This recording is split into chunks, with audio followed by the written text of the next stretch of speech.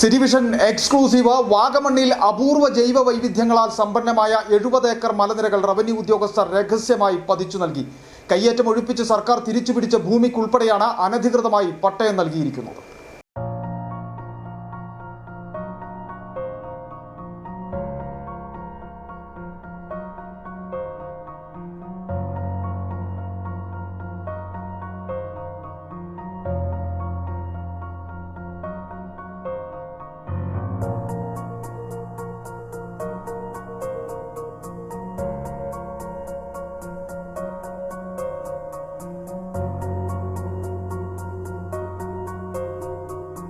ഇടുക്കി ജില്ലയ്ക്ക് പുറത്തുനിന്നുമുള്ളവരുടെ പേരുകളിൽ വാഗമൺ വിലാസം രേഖപ്പെടുത്തിയാണ് പട്ടയങ്ങൾ വിതരണം ചെയ്തിരിക്കുന്നത്.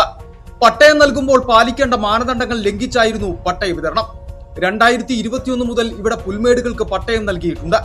പതിച്ചു നൽകിയ സ്ഥലങ്ങളിൽ ഇതുവരെ ഒരു തരത്തിലുള്ള കൃഷിയും ചെയ്തിട്ടില്ല.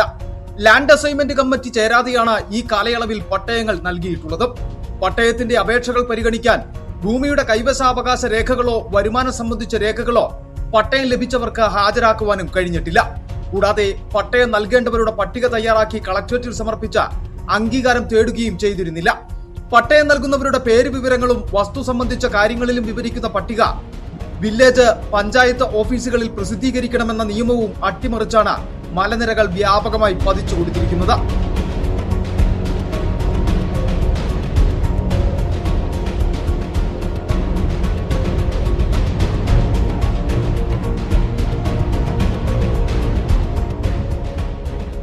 സർക്കാർ ഭൂമി എന്ന് വ്യക്തമാക്കി ബോർഡുകൾ സ്ഥാപിച്ച പ്രദേശങ്ങളും ബോർഡ് നീക്കം ചെയ്ത ശേഷം വ്യാപകമായി പതിച്ചു നൽകിയിട്ടുണ്ട്. City vision, Vagamon.